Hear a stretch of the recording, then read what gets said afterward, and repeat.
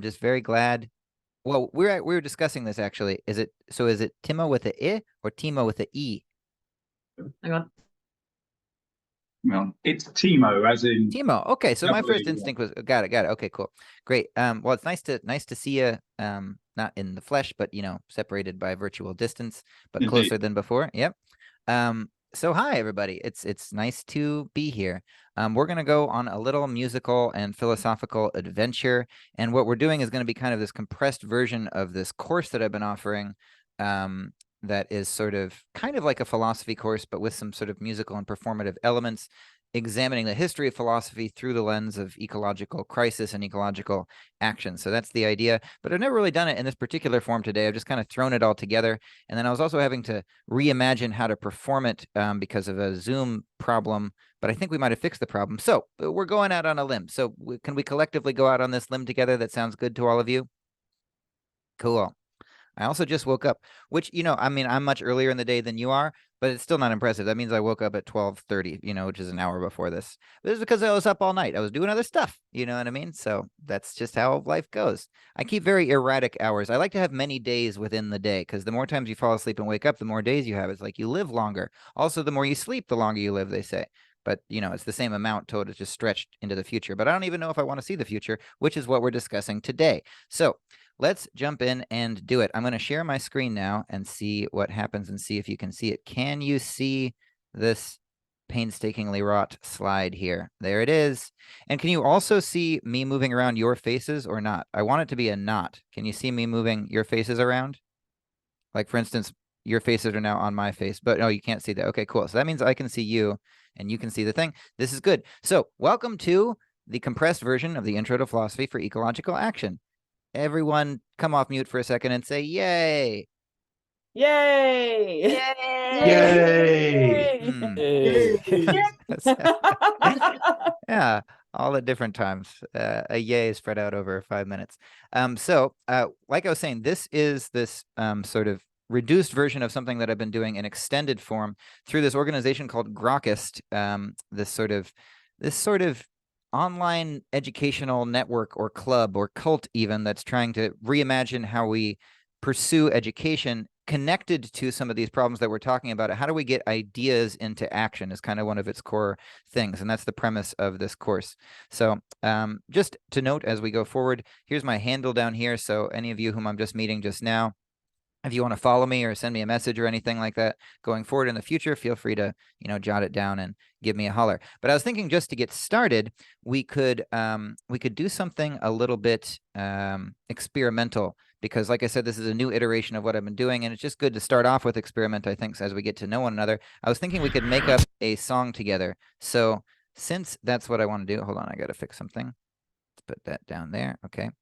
Since this is what I want to do, I want to start off with a freestyle. Let's say an improvised song, a song whose words I don't know, because there's going to be some musical elements to this presentation. It's mainly music elements, actually. But I want to start out just knowing nothing about what's going to happen, because we don't know what's going to happen in the future. But you all have been here at this EcoFest, or at least attending it in some form. So I was thinking you could put in the comments different things that are on your mind vis-a-vis ecology and ecological education, or maybe things that you've learned from the fest, or even maybe just random personal information that you want all of us to know. Really, anything could be included, and we'll be able to make it together because we'll do it as a call and response. And the call and response can be a very chaotic thing on Zoom, as we were just experiencing, but I want to lean into the chaos. So when I ask you to say a certain word, I want you to all come off mute and then say that word together, even though it won't be together. This will sort of symbolize the togetherness, but not togetherness that we endure and encounter, as humans right now. So since the theme that brings us together right now is the Humber EcoFest, let's try it. When I say Humber, you say eco. Ready? Humber. Eco. That was pretty good. Let's try it in reverse. When I say eco, you say Humber. Eco. Humber. Wow, that was flawless. Okay. All right, now let's try and put it together in a song. But as we do, I just want you to put into the chat, again, this is your contribution, put into the chat things that are on your mind about any of this thematically related material, about ecological, environmental stuff that you're learning about at the fest, philosophical things that are on your mind, or really just anything that happens to be on the noggin. Exactly. Okay, that's how we go. All right, let's do it. Can you hear that beat? Move around for a little bit if you can.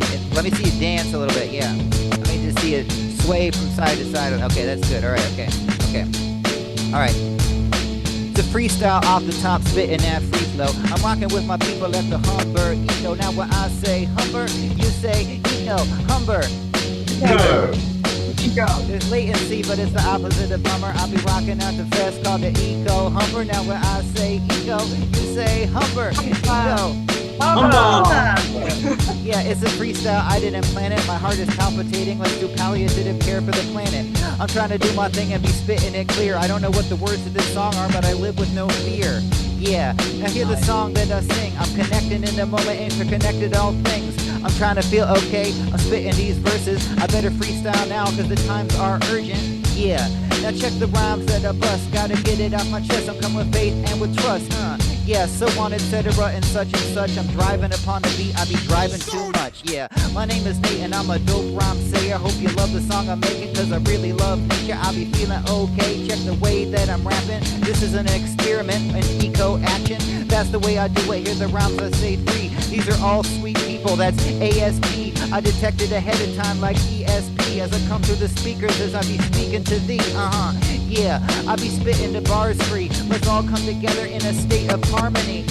Yeah, rocking out with Plato. I'm about to form another rhyme like Plato. I'm rocking with my people. I'll be spitting that free flow. I'm rocking out the fest called the Humber Eco. Now when I say Humber, you say Eco. Humber.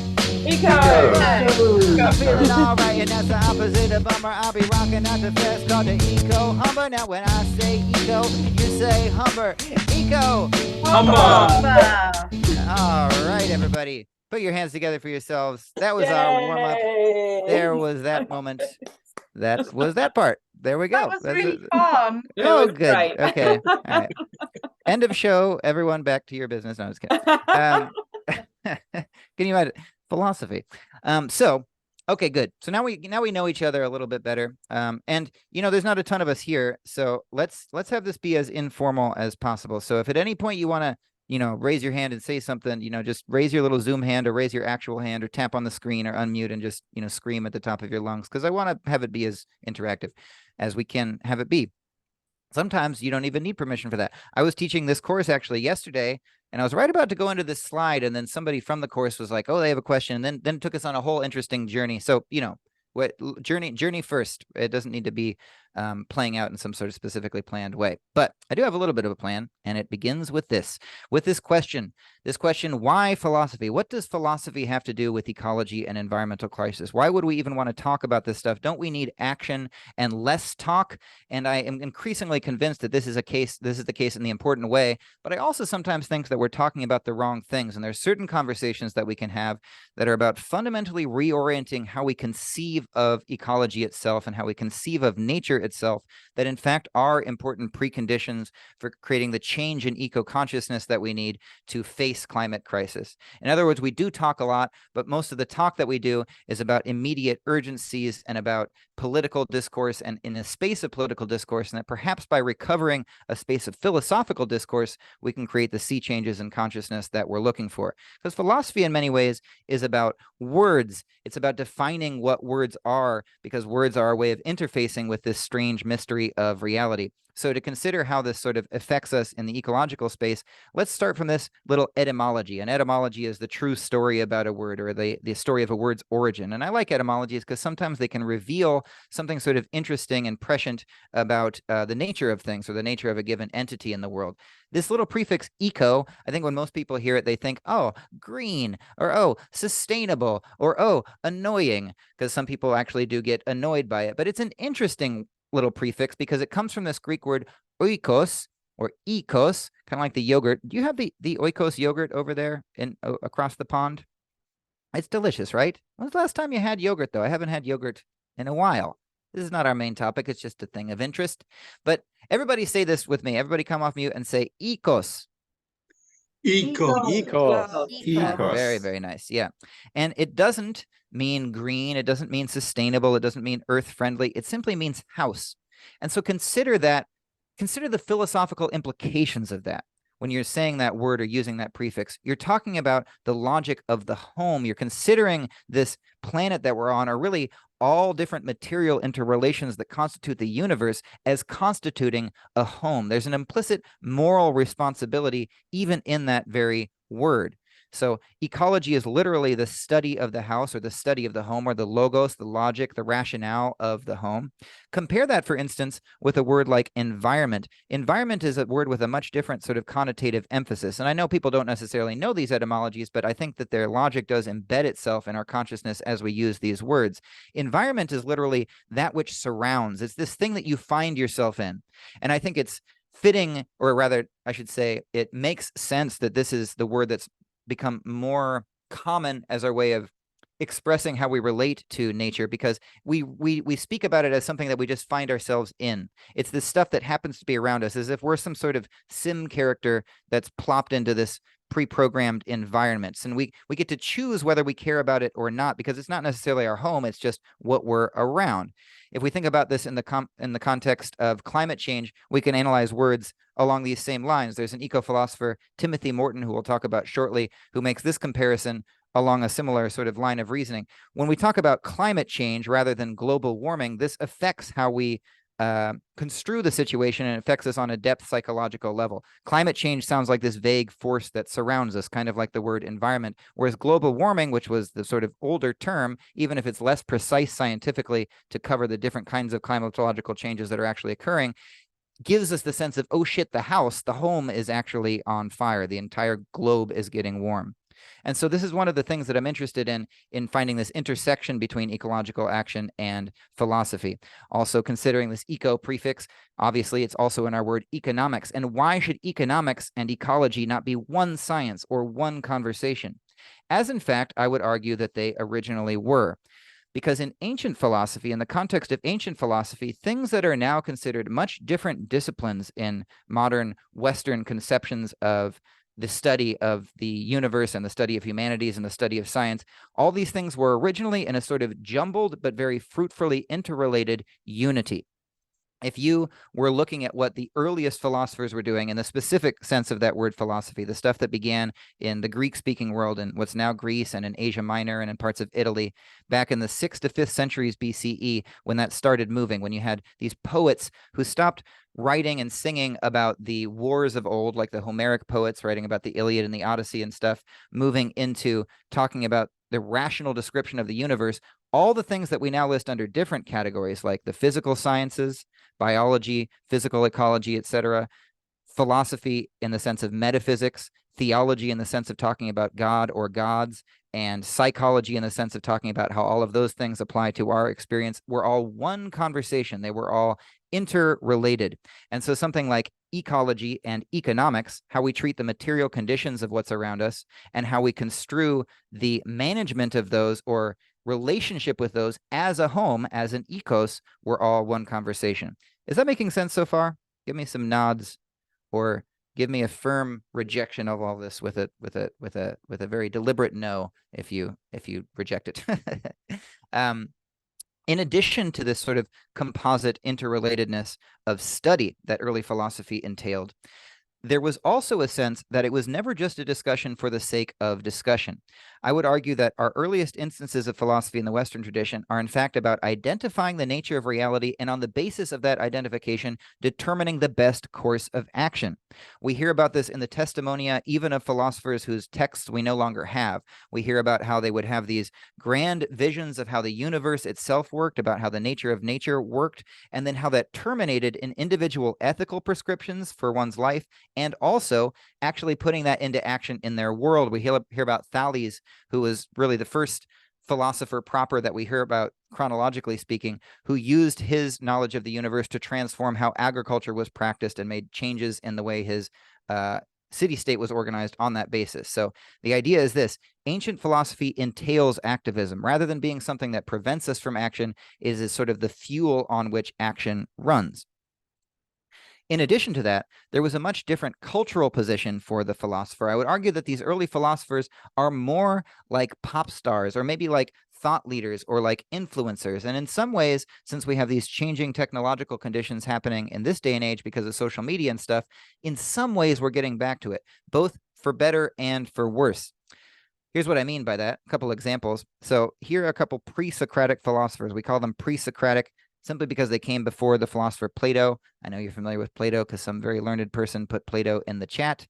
The pre-Socratics are the folks who come before Socrates, Socrates being the teacher of Plato. So we're still in the 6th to 5th centuries BCE when this whole philosophia movement was getting started. Here's Xenophanes over here. Everybody say Xenophanes.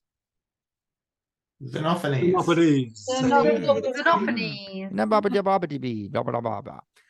Xenophanes was a wandering minstrel. So a poet just, tripping about like the figure of the ancient bard or the West African griot who sang these songs. And some of the songs were just sort of about experiences he had, but he also began to sing about the nature of things and had this sort of performative way of putting them forward. So just to emphasize the point I was saying earlier, not only was philosophy tied to action, but precisely because it was tied to action or related to the fact that it was tied to action, it is operating in the sort of predominating cultural space. It's entertainment at the same time that it's education, or to use a phrase that has sometimes been said of hip hop, it's edutainment. It's the two things at once. I don't know if you're familiar at all with the history of hip hop, but Chuck D from Public Enemy, the seminal hip hop group, talked about in theorizing what hip hop and rap was about. He said it's the black CNN. This is where the actual information comes from. Information that is not disembodied, but is rather tied to action about what you're going to do about your life. Vitally urgent and sort of action-bound information. And philosophy was operating in a similar type of performative context. To further expand this analogy, here's another philosopher, Empedocles. I found this picture on the internet. I like it because it looks like kind of like a Pokemon card. He's like very much an action philosopher. He is credited with the discovery or the invention of the concept of the 4 classical elements: earth, air, water, and fire, kind of like the Captain Planet concept. You have Captain Planet, or is that just an American thing? Captain Planet was this guy that we would watch. I'm a millennial, and it was this cartoon where there's this weird blue guy who was going to like save the earth, and you could summon him because there's these 4 teenagers that had these rings. No, there's 5 teenagers, and there was an earth ring and an air ring and a water ring and a fire ring, and then also a heart ring. And that guy was kind of like silly, like he was like the runt of the litter of these guys. But they would put their rings together, and then it would summon this weird, sexy blue guy named Captain Planet, and he would like destroy polluters and stuff like that and kick their asses. Anyway, that's not at all what we're talking about. Empedocles founds this idea of the 4 classical elements, the sort of foundation of classical physics prior to modern physics having its idea of these many elements on the periodic table. But not only did he do that, but he wrote poetry, just like Xenophanes we were talking about, and he styled himself as a sort of cult leader. In fact, he described himself as an incarnate god. He dressed in a very lavish way. He would wear purple robes, as the legend has it. I know he's not pictured here in purple, but that's how it goes. And he would wear golden sandals. And to prove, as the legend has it, that he was in fact an incarnate god, he once jumped into the fires of Mount Etna in Sicily, where he preached and operated, as a means of demonstrating that he could jump back out again out of the volcano because he's an incarnate deity. What do you think happened when he jumped into the volcano? Never came out? No, he did not. No, he remains. This may be an apocryphal story. We don't know actually if this happened, but that's the story that's told about him. But I say it just to illustrate this notion of the discourse conditions of early philosophy resembled in some ways our own. And our discourse conditions are very problematic in many ways, and we often emphasize the problematic nature of them. I live in the United States. As you may or may not be aware, not so long ago, in our previous election, we elected somebody as our president who nobody really originally thought would be the president. And honestly, they probably will be the president again. It just seems like that's going to happen. And this is a troubling thing because, oh, this is a reality TV star. This is a sort of celebrity business magnate. There is something scary about that, about the fact that politics and entertainment collide in this problematic way. But what I'm trying to say is maybe there's an opportunity there, because maybe it opens up a space where public intellectuals who do have a vision of the good can actually come into positions of power and positions of influence. And so these being the discourse conditions, I want to lean into the possibilities that opens. Does that make sense? I'm not seeing as many nods. No, now I see a sort of very interesting... Nora, what to describe your head movement? My head movement is that politics in its details is highly technical. So yes, having the people on the good side who are entertainment celebrities and want to do the right thing is great, but then the fact is, where's the technical knowledge, and are they going to be able to be efficient and impactful in government if they don't have it? Yes, wonderful question. Wonderful question. And yeah, what qualifies somebody just because they're good at getting people's attention or just because they have the eloquence or the sort of performative vision to be able to bring that about? What qualifies them to actually make those technical decisions? That is a good segue to the next slide. Here's the character who came up earlier in the comments, this fellow Plato, Platon in Greek, which is actually his nickname. It means broad-shouldered or broad-chested. His original name was Alcides, but before he was a philosopher, he was a bodybuilder. I was not a bodybuilder before becoming a philosopher. That's why I got these scrawny little arms, just, you know, button pressing, keynote presentation making arms. You don't build a lot of muscles programming beats and making little keynote presentations. But Plato was a well-rounded guy in this sense, but he had the same sort of ambivalence that Nora was expressing with her undulation earlier, which is, why do these professional purveyors of wisdom actually constitute good guardians of the city-state and of its operations? And in rejection of that, he, at great pains, sought to distinguish between what he called the philosopher and the sophist. So the sophist is the bad actor in that public space, like the word influencer when we use it with a negative connotation. Whereas he posited the existence of the possibility of the true philosopher in distinction from that, somebody who not only has that skill to enter the space of discourse, but does actually see a vision of how things can be ideally organized. And in this book, The Republic, which many of you, have you been forced at some point in your life to read The Republic or read it electively? It used to be a sort of very commonplace thing in education in introducing philosophy to subject people to this dialogue. It's a dialogue where Plato is seeking to outline in discussion, because his books were not just philosophical treatises, but rather dialogues, like these very long, improbable plays with a bunch of different characters talking. So he never says what he thinks the absolute truth should be, because he always has these different characters having a discussion. But in The Republic, his aim is to craft in speech a vision of the ideal city-state. What would be the ideally just and most excellent and most beautiful possible city-state? How would it be organized? But because that's such a big topic, he feels that he has to explore it in analogy with describing what the ideal person would be. So the just city-state and the just person are in analogy with one another and are in fact have the relationship of whole to part. This is the fundamental sort of driving structural principle of this dialogue. And I would argue that this invites a very ecological reading, because the notion ends up being that justice is constituted by a harmony of the parts. The city-state is, in a way, an ecosystem made up of individuals who themselves are ecosystems, because then he further analyzes the constituent parts that make up a human being and says that when a person is just, they are in harmony with themselves as a harmonious ecosystem. And then those individuals make up a larger harmonious ecosystem. And in the same way, this is where Plato gets perhaps problematic, but opens up an interesting discussion about how we reframe eco-consciousness as it relates to politics, in the same way that there has to be a sort of decision-making faculty in your ecosystem. There has to be a part of you that makes decisions like, I am not going to eat those gummies and potato chips right now because they're in a plastic package, and that plastic package is part of a process of material production that I reject. Moreover, the gummies probably come from horses' hooves or something that I find icky, and in the first place, they're not that lastingly enjoyable anyway. They give you a tummy ache. Instead, I'm going to eat local. I'm going to go to Humber Eco Fest. I'm going to eat some corn that was grown just right over there, something like this. You need that decision-making faculty, and that is analogous to, and is in fact even ontologically related to, the figure in the city that is supposed to be in charge of us, or in the nation state, if you like, the philosopher king, so-called. Now, what are the mechanics of actually getting such a person in charge in a way that's not totalitarian? He doesn't say. In fact, his description of how it should happen is extremely totalitarian, which has interesting consequences for how we consider what an eco-revolution might look like. If, thought experiment-wise, you could feel absolutely assured that the person who was going to take over the government of the entire planet was going to radically change all of our infrastructure and get us out of fossil fuels and bring about ecological equilibrium within a generation, how much oppression would you be willing to tolerate in terms of your personal freedoms in order to effectuate that? Now, Plato, again, this is a dialogue, not a sort of diatribe, but he brings up these sort of moral problems. Moving on from that particular dialogue, here's another dialogue of Plato's that is perhaps even more ecologically resonant. This is the Timaeus, and it was in fact in the ancient context a much more prominent dialogue. And in it, he describes the creation of the universe.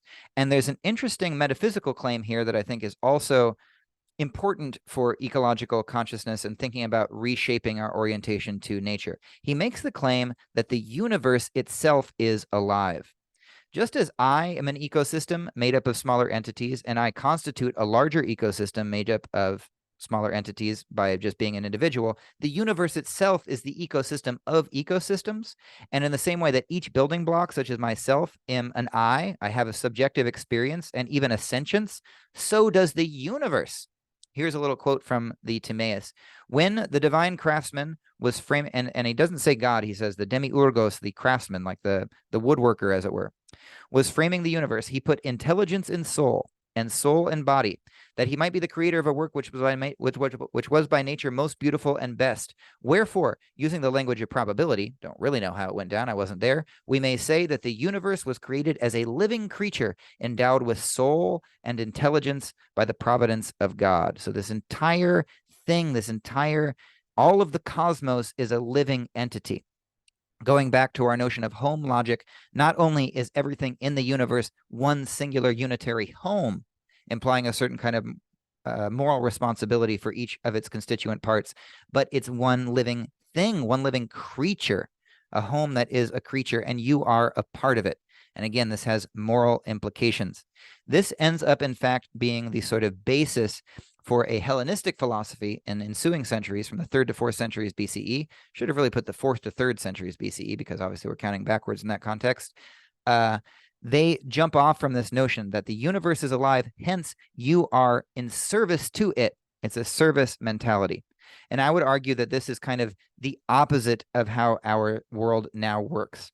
Maybe on a private individual level, this idea resonates with you that the universe is alive. It's, the Stoics were in many ways very related to the Christians, which would arrive in a few centuries after that, that the notion that because God has been incarnated in the world, you are in service to one another and in service to your neighbor. This is how early Christianity functioned, and they had a lot in common behaviorally with Stoicism. But I would argue that this is not really our underlying metaphysical framework now. Regardless of what people's private opinions may be, we don't have an underlying service mentality because we don't have an underlying organic living universe mentality in any meaningful sense collectively as a sort of sociopolitical body. But this is what the Stoics had, and I think it has interesting ecological applications. Another thing to note about Stoicism is, of course, we use that word in English, be stoic. Why should you be stoic? Well, be stoic because you bear the same relation to the whole that a cell does to a body. An individual cell, if it dies, no big deal, right? I shaved this morning, and when I didn't shave this morning, I shaved yesterday. But when I shaved, I flecked off a bunch of dead skin cells. Not a problem. Just, sort of the cousin of dandruff. Not a big deal. I did not mourn their loss. And I would like to think that they weren't mourning the loss of their own lives because they're in service to me. But then if I'm being morally consistent, I have to have the same mentality about my relation to reality itself. I have been irritated the past couple of days. Things keep going wrong. My girlfriend had bed bugs. I love my girlfriend, but it's meant that she's had to stay over and I had other stuff that I was supposed to do. And so everything's been discombobulated. I've had a bad attitude, but what the fuck? Fuck it, whatever. It doesn't matter. I'm here to take care of her. I'm here to take care of the earth. Nothing about my mission in this world is actually being obstructed. Relax, bro. Relax. Just relax. Be stoic. And this can be especially relevant when we're talking about ecological stuff because there's a lot of struggle with this, right? There's a lot of impediments to actually making progress. We inch away our progress toward our goals, just trying to participate ideologically or materially in this climate struggle. Timo, I know you make videos and stuff, but just same way I do. Sometimes you put all this effort into making the thing, and then nobody sees it, and it's like, why the fuck am I even here doing any of this? But we have to stay stoic. You pick up all of the litter on the streets of wherever you live or something if you're involved in like a community action group, and it just gets littered again. It's just you feel like you're not making any difference, but stay stoic. And there's not just a moral reason for that, smile and keep up the good work, but there's a metaphysical reason for that. If you buy that, in fact, this strange mystery of being here is underlined by at least the possibility that this whole thing is alive and you're part of it, that is meaningful. So we're going to do a song about this now. So when I say be a, I would like you to say stoic. We'll practice it. Ready? Be a. Stoic. The three of you who are in the same rectangle are very on time with one another, which is good. Let's try it one more time. Be a. Stoic. There we go. Okay, cool. All right, here comes the song. Can you hear that music right now? Can you hear the sound? Okay. You know, it's an important thing to talk about because sometimes life can get very difficult. Sometimes you're just doing Zoom show after Zoom show, and some go better than others, and sometimes you feel good, sometimes you don't. But there's lots of frustrations impinging on your life, and you start to wonder if this whole undertaking of yours is in fact in vain. And maybe you have other things going on. Maybe you're trying to be, you know, an amazing eco-philosopher, influencer, pseudo pop star, and you don't always feel like you're making the progress that you're destined to make, and it frustrates you. Maybe there's other things that are going on. Maybe you're Michelle. There's kids that are screaming for you to feed them, and they're downstairs, and you're just trying to enjoy the eco-philosophy presentation. It's difficult. Maybe you're Gwen, and your turtleneck is feeling a little tight today, and you feel like the noose of reality is just tugging a little bit on the neck of your soul, and things are getting difficult. But through all that, we can try to say stoic. Life can have some baggage. It's all in how you stow it. Everything you have maybe gets snatched away and stolen. The matter that you're made of will get scattered like a stone when it gets broken into sand. Understand? Be a stoic. The Stoics were a sect among the Romans and Greeks who said, yo, seek peace, you emotional peeps. Everything's a whole and you're only a piece. So don't feel in a hole or get overly pleased. For the Stoic conceived that the world had a soul, universal, co-eternal with its motion and whole. So you should make it your goal to come to know what your role is and roll with its will and be chill. Be a Stoic. It's for fish to swim, it's for clouds to rain, it's for mountains to get crowned down to grains, and it's ours with brains when we're crowned to pain. To not wild out but be down with change. Be a Stoic. Even if you lose your birth, be a Stoic. If you lose your whole person at work, be a Stoic. Don't be overjoyed or a jerk. Your employer is the universe, you're always at work. So if you're ever hurt by the products of chance, just remember it's the universe's provident plans. If you're part of the dance that the planet's ensouled with, don't be like, damn, just be a Stoic. Now I know what you're thinking. You're probably thinking, hey, Nate, I'm not sure if I buy this original premise that the universe is a fundamentally ensouled living organic entity to which I bear some sort of sense of service. You might be like, I'm not sure if that's true. And I'm not actually sure either, because I don't fucking know. I mean, neither does Plato. We're just speculating here. That's one problem. Another problem that you may be thinking of is maybe even as a moral idea, this is not good. Maybe this whole service mentality is actually kind of constricting our being, and we need more of a sense of freedom. And my emotions that I'm so suppressed are in fact my strength, you ancient Stoics. Isn't evolution powered by our pain and our bliss? Isn't anguish at injustice and the angry raised fist the only way we get our way when haters make us insist? Well, now I'm getting pissed. I'm not supposed to be pissed. And these Stoics sound suspiciously like old white men. This higher mind we're supposed to follow kind of sounds like them. Take your place in the line, a hierarchical pattern. Know your part. When in Rome, are you the slave or the master? Yeah, word.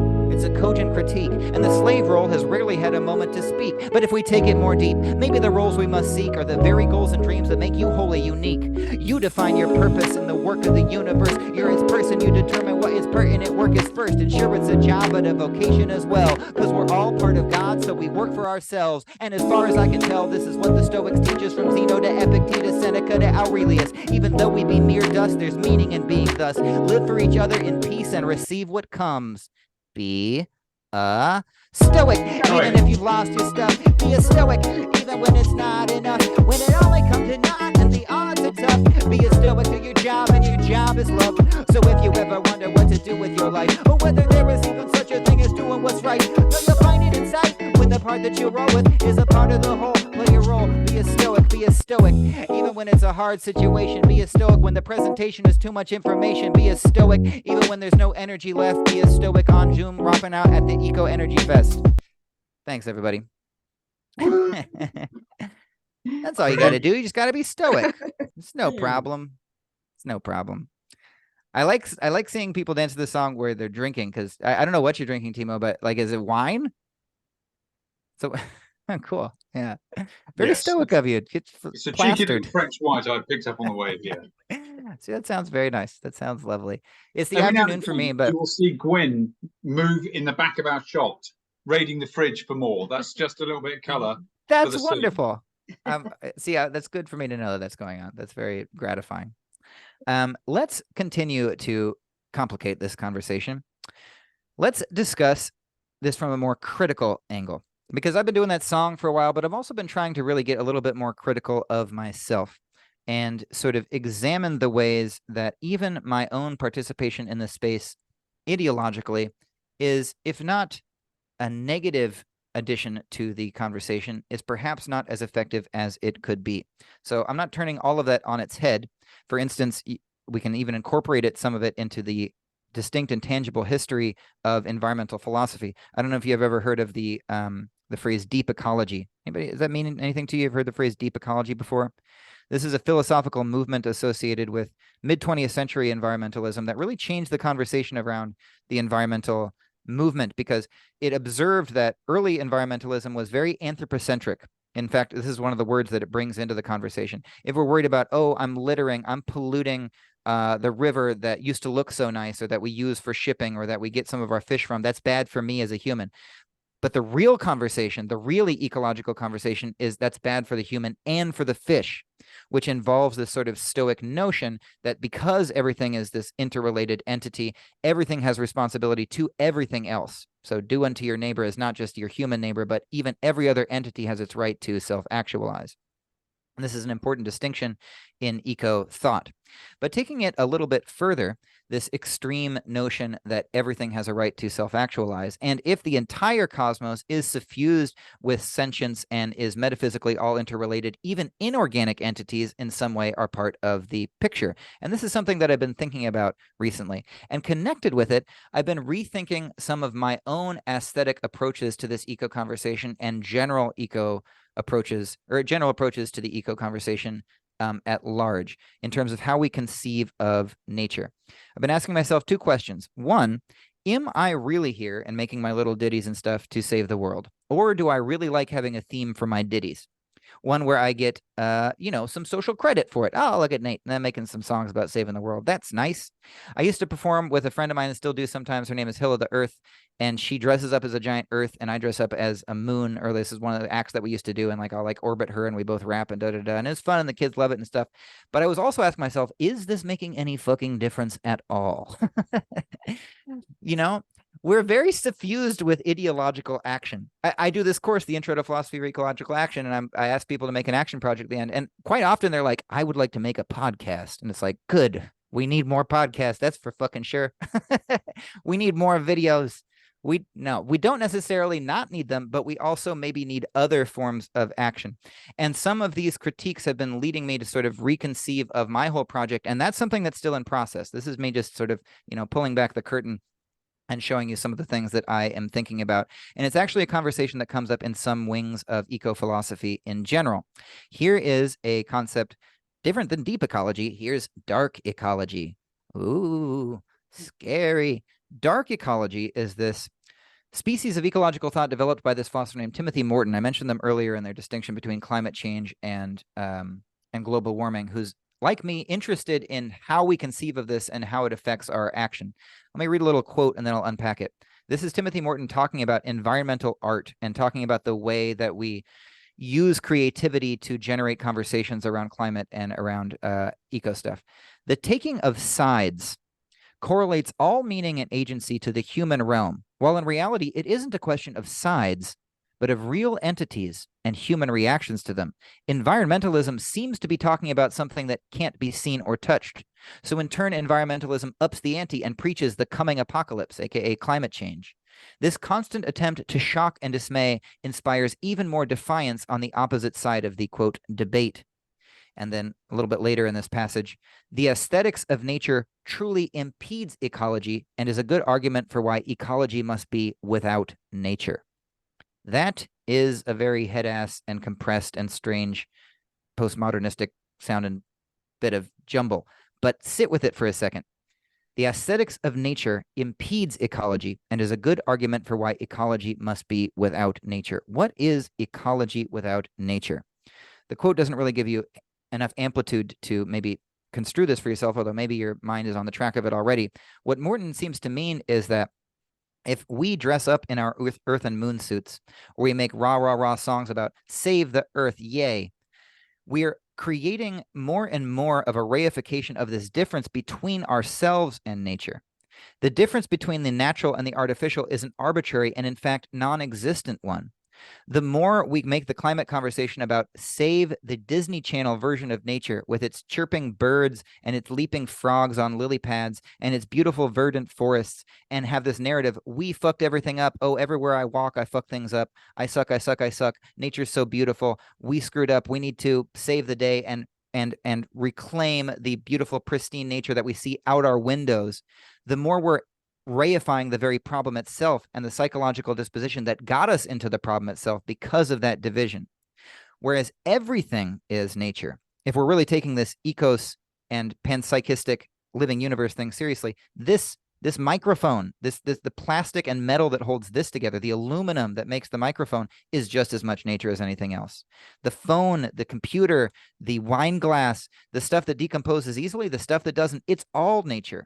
And let me tell you something, there is no Disney Channel nature. The first time we tested the first atom bomb, that shit was over, because the radiation from that first test permeates and suffuses the entire atmosphere of this planet, and it will for generations and generations and generations into what might as well be eternity for us.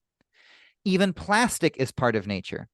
If we take away the veil that creates this arbitrary aesthetic and moral separation between the artificial and the natural, then we can actually talk about how to arrange reality in a way that maximizes the actualization of all entities, human and non-human. But we actually create an impediment to that conversation by villainizing certain forms of entity as against others. And then that also plays out in discourse where we villainize certain agents over against others. No one is the bad guy. That's actually the problem. We're all just trying to live well and maximize our comfort and happiness. And also ideally, most of us want to ideally maximize the comfort and happiness of other entities as well. So end the sense of good guys, bad guys. This would argue that the kind of aesthetics of stuff that I've done a lot in my career, saying I'm against ecological devastation and really trying to create imagery of, yay, Earth, is in a way problematic. And even Greta as a leader for Morton would be problematic because of this diffidence. And that's not to say that there's not people who are morally objectionable, but the way psychologically and philosophically and ontologically to approach this means a radical shift. Does that make sense as a concept? Once again, Nora, interesting. Ponderous gesticulations. Nora's not going to give you just a shallow yes. Any thoughts? You're the spokesperson for the opposition. I think it's I mean, this is just a short quote, so I don't know how much into terminology he goes, but that is a very broad generalization about environmentalism. I think a lot of people really working in the field would completely oppose the fact that he says they are talking about something that can't be seen or touched, because these things can be seen or touched, they can be measured. And if it's about this marketing environmentalism, yes, I guess maybe there's some point in there, but I think it's very oversimplified, and I don't agree with it. Yeah, that's a fair critique, and there are critiques of Morton that are interesting. One really acerbic critique is in this book by Andreas Malm called How to Blow Up a Pipeline. Are you familiar with this book? It doesn't actually give you instructions on how to blow up a pipeline, but it does suggest that we should be thinking that way, because it is one of the books that it's like a critique of the critique. It doesn't accuse Morton of being oversimple, but rather overcomplicated in an important way. We don't need these abstractifications. We don't need a bunch. What all Morton is offering is a bunch more critical theory and a bunch more critique. What we actually need to do is immediate material action. In the same way that the civil rights movement had a wing of it in the United States that was willing to arm Black people such that yielding to the demands of Martin Luther King became amenable to the Kennedy administration, we need the same thing for climate. We don't need more philosophers talking about how everything is nature because it's not really helpful. We need boots on the ground right now. That's one of the critiques, and it's a little bit related to what you're talking about. My feeling is that it's a both and type of thing. If that reimagination is coupled with direct material action and ignites direct material action, then it seems serviceable to me. Morton is not particularly well known for manifesting that, though. Morton is famous for their ideas. Relatedly, if we are expanding this to this broad sort of lens of analysis, I start to feel almost like, where do we stop then in terms of what's included within nature? Because radically then, if everything is ecological because it's all part of the universal home, then even information is. And I've been getting critical about, oh, do I participate too much in ideological space, too much in the space of data and, digital information, virtual experiences like the ones we're having now, except usually not even live ones, just things that are happening on social media. I go, okay, is that less valuable? Do I need to have my hands in the dirt? Nonetheless, if I'm being phenomenologically honest about how I experience the phenomena of my life, I am sometimes losing the grip on the difference between the virtual and the real. Not in a literal way of like, oh, am I in the computer? Although brinking upon that sometimes. I feel so inundated, so technologically inundated, that I sometimes start to lose my sense of agency. And I view this as one of the impediments to my own ecological groundedness.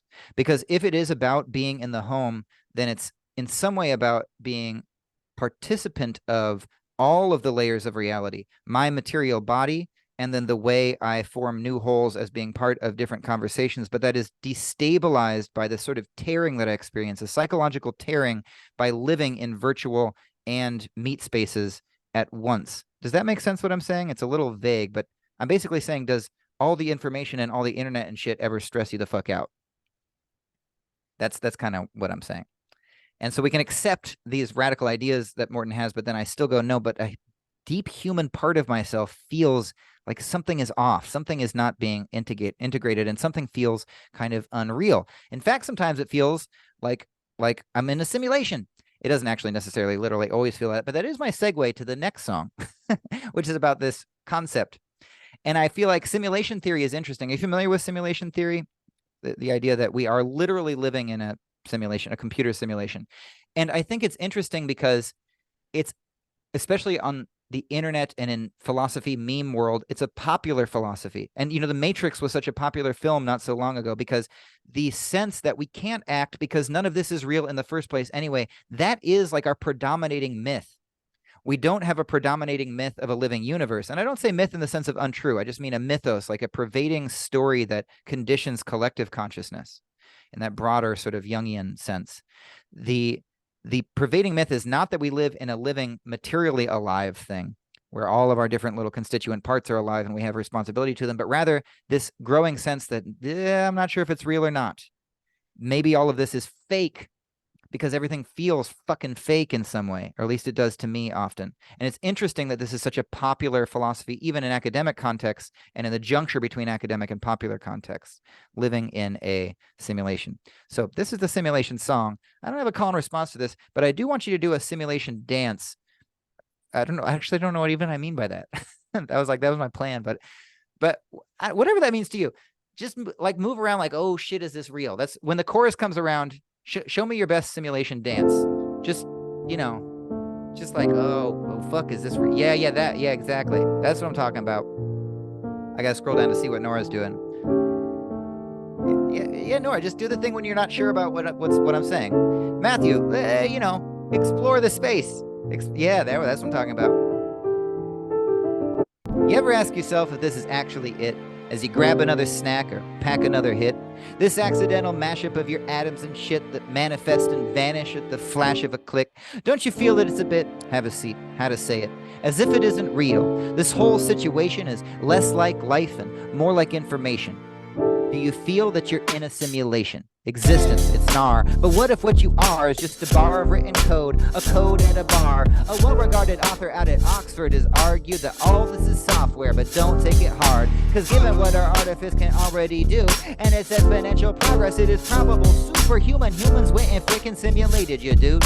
For one of the following is logically true.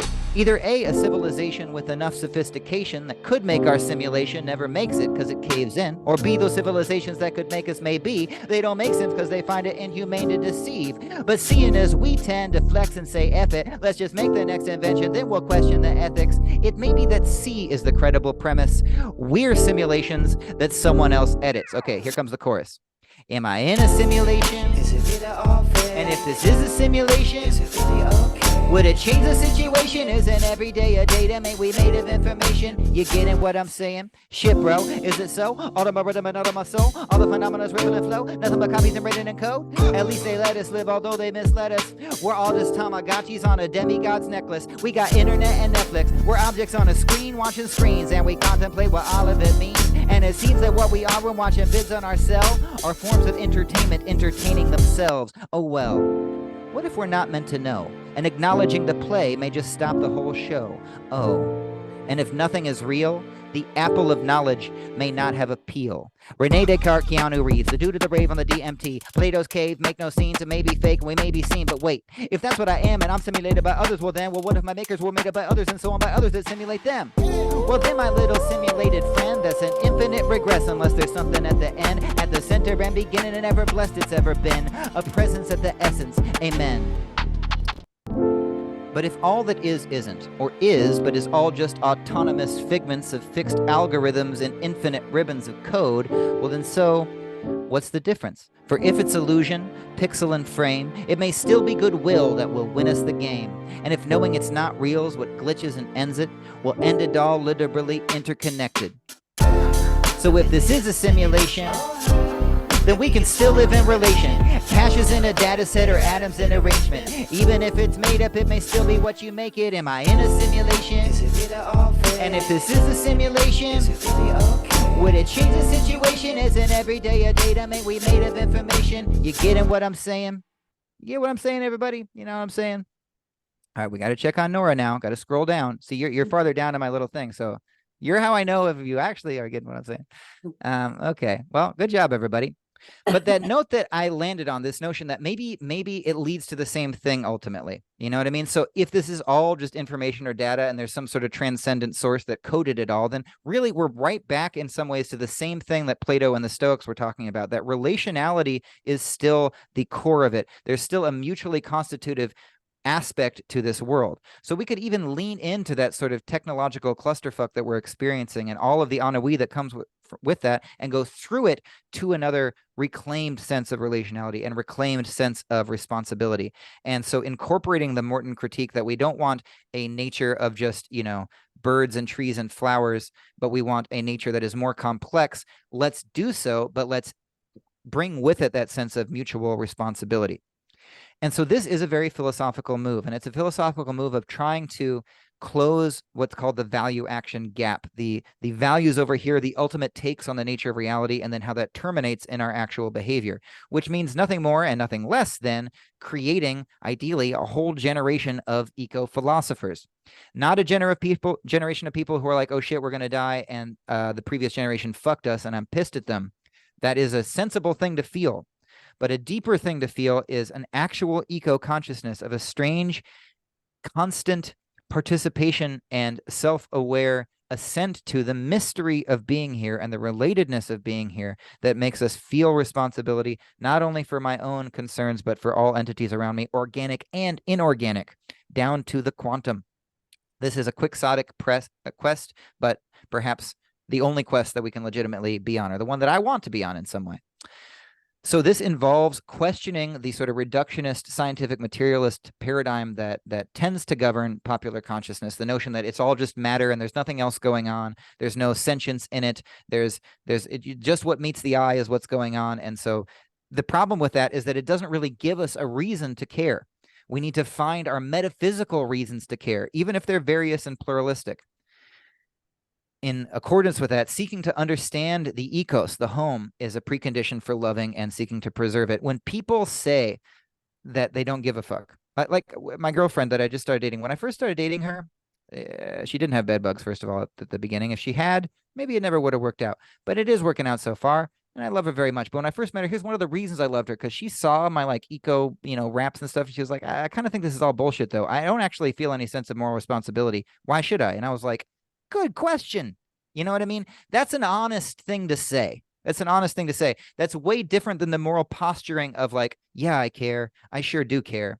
Because you don't have a reason to care unless you have a reason to care. And the quest for the reason is an adventurous, speculative one, where we really have to be philosopher-ass philosophers.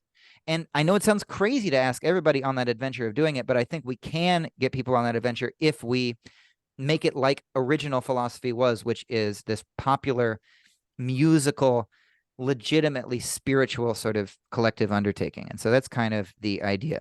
Or to summarize all of that, the big questions do matter. Terminology matters. Matter itself matters. And those big questions, in a way, could be summarized by a very simple phrase, which is this: how the fuck does fucking shit work? We need to ask this again. Can we all ask this collectively? Let's come off mute, and on the count of 3, everybody ask this question. 1, 2, 3. How the fuck does fucking shit work? Yeah, that's the question. You know what I mean? That is the question.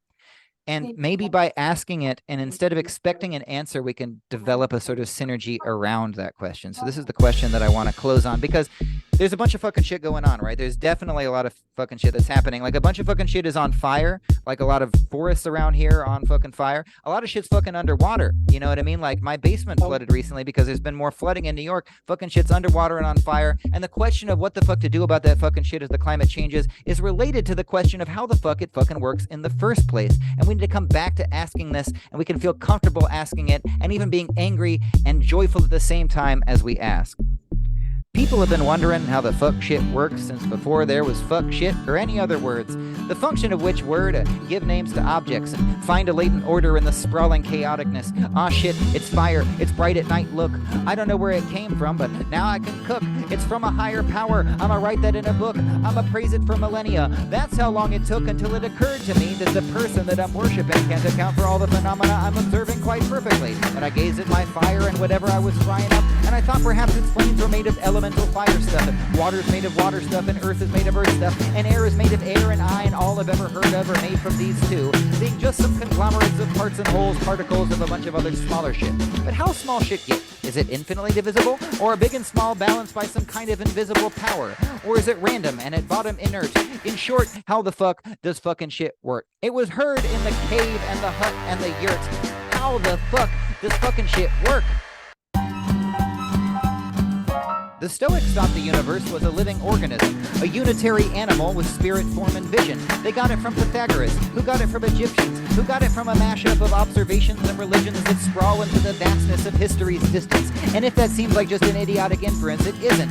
All I know is life. It is my principal condition. Life is all I am, and from it I am arisen. So why would I assume that other shit within the system at which I look and listen isn't in the same position?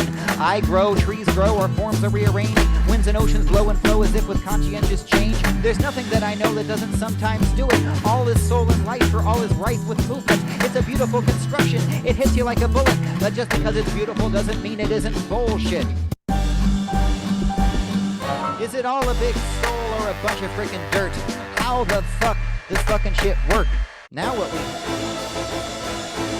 what we have is intellectual unrest, the inevitable result of knowing dick, bupkis, wondering not just what, but even if stuff is, and when we hear an answer, fearing to trust it. And we're back once more to our former condition, but which much less faith and with less fucks given, whether anyone can answer the old inquisition of what the fuck's happening and is anyone listening. And next to the question of what the nature of matter is the question of just what's at stake when we're asking it. Is the universe for our use, or are we its tools? The answers are opaque and the askers are fools. Is Earth other than us, self-balancing steadily, or is she our mother and we're fucking her Oedipally? And is it just in reference to us that she's precious? And which comes first, the physics or the ethics? I hope you didn't think that I would tell you what the answer is. I'll probably forget that I was asking it after this. The fact is, I'm alive. I live on Earth. I'ma figure out a way to make this fucking shit work. How the fuck does fucking shit work? How the fuck does fucking shit work? Tell me, how the fuck does fucking shit work? How the fuck does this fucking shit, everybody? How the fuck does fucking shit work? How the fuck does fucking shit work? How the fuck does fucking shit work? How the fuck does this fucking shit work? How the fuck does this fucking shit work? How the fuck does fucking shit work? How the fuck does fucking shit work? How the fuck does this fucking shit work? And how can we save the world and save ourselves by sincerely asking that? Thank you so much, everyone. Thank you all. I appreciate you. This has been the compressed version of the eco-philosophy intro for environmental activism. Thanks so much. Thanks. Hey, Thanks for thank being a you. part of this. Good. Thank you so Yeah. much, Nathan. Yeah. Thanks Brilliant. for participating so joyfully. Just I would love to get to know all of you. So, just as follow-up stuff, if you give me a follow and send me a message or something like that, I'll happily respond once I see it. And and also check out work that you do. I'm familiar with Gwen's work and with Timo's work, which is awesome, and I'd love to know about the stuff that you all do. And also, so this course gets offered through this thing called Grokist. My friend Daniel, who's been skulking around here somewhere, is my co-creator in this. It's this educational network where we're trying to create spaces where basically we do the same kind of thing that the Fest is doing, like bring people together for an artistic, discussional, conversational, speculative, and then action-based sort of possibility space that happens online, but also in person sometimes. And so check out Grokist, grok.is. You can join the mix and be part of that conversation as well. And yeah, that is the situation. So Amazing. Thank you so y'all. much. Yeah. Thank you My so pleasure. much. Yeah. Thank you. Thanks a lot, guys. Cheers, Nathan. That's brilliant. Thank you. Cheers. I'll Thanks, be sharing everybody. the recording with everybody, so Cool. Right on. look forward to connecting. All right, take it easy. Thanks. Bye. Bye. Bye, everybody. Oh, I wanted to chat. Good to see you, Elizabeth. Yeah, great to see you, Elizabeth. Yeah, and you guys. I hope it's all going well there. Having a ball. That's right. Are you all Nathan, pretty much buddies? Does everybody know each other? Yeah, we do know. I know the three in the top right square. Well, they're in my top right square: Timo, Teresa, and Julia. Ah, nice. Okay, cool. Elizabeth Right on. introduced Teresa to us, and Teresa introduced Julia to us. So there's a Cool. whole lot of nepotism and other Yeah, great things going on there. I know how that goes. Cool. Cool. All right, everybody. Thanks so much. I am going to sign off because I'm going to take a nap actually. Yeah. Because Fantastic. Really, really cool. all right. Good Thanks, work, everybody. Good work. Bye. Bye. Elizabeth, long. we're coming down to Bridgeport soon, so we'll give you a buzz. Oh, that'd be Cool. lovely. Thanks, Yeah.